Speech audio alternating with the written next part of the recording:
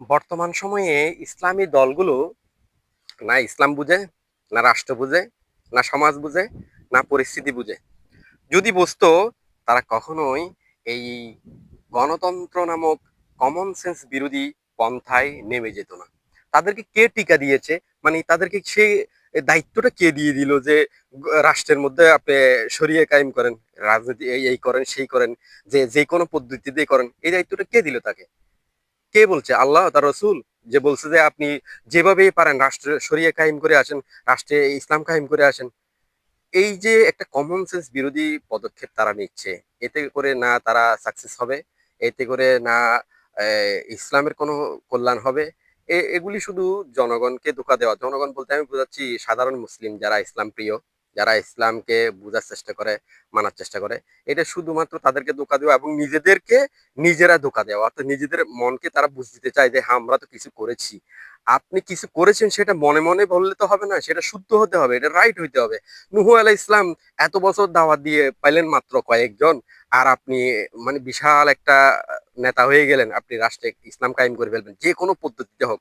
এরপর আপনি common sense বিরোধী একটা পদ্ধতিকে আপনি কত রকমের ব্যাখ্যা করে ইসলামের মধ্যে নিয়ে আসতে চাচ্ছেন।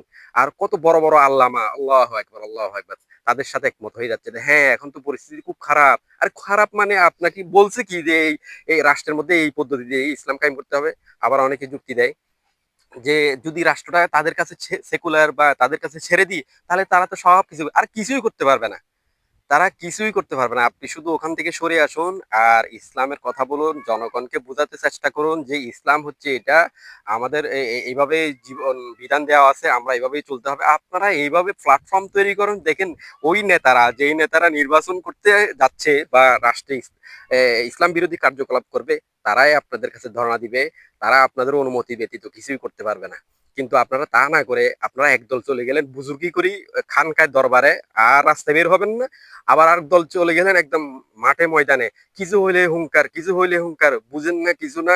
আরো যে পরিস্থিতিটা ছিল ওটাকে ঘোলাটে করে সদর বদর করে দিলেন, এটা মানে জগা খিচুড়ি বানিয়ে দিলেন। তাই আপনাদেরকে কে বলেছে ভাই ইসলামের মানে এই এই ধরনের পদ্ধতি দিয়ে আপনি দ্রুত ইসলাম কায়েম করে ফেলবেন?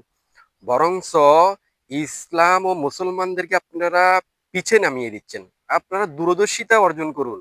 আপনার রাষ্ট্রটা কিভাবে ফাংশন করে, এখানে আদৌ কি আপনি আপনার বক্তব্য স্টাবলিশ করতে পারবেন, আপনার শরিয়া কায়েম করতে পারবেন, সেটা একটু চিন্তা করার চেষ্টা করুন। গণতন্ত্র এমন একটা কমন সেন্স বিরোধী, সে আপনাকে পদে পদে আটকিয়ে দিবে।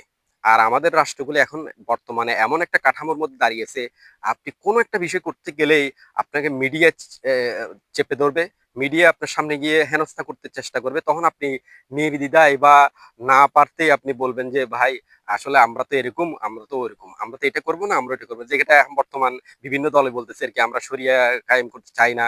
বা আবার বলতেছে না, কে বলছে শরিয়া কায়েম করবে।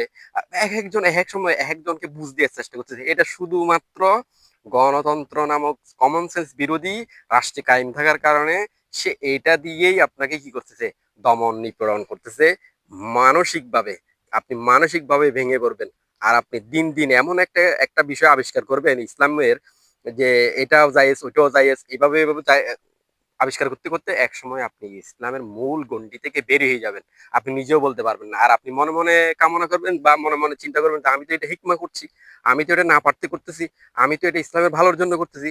দেখেন অনেকেই ভালো করার নিয়তেই ইসলামের ক্ষতি করেছে।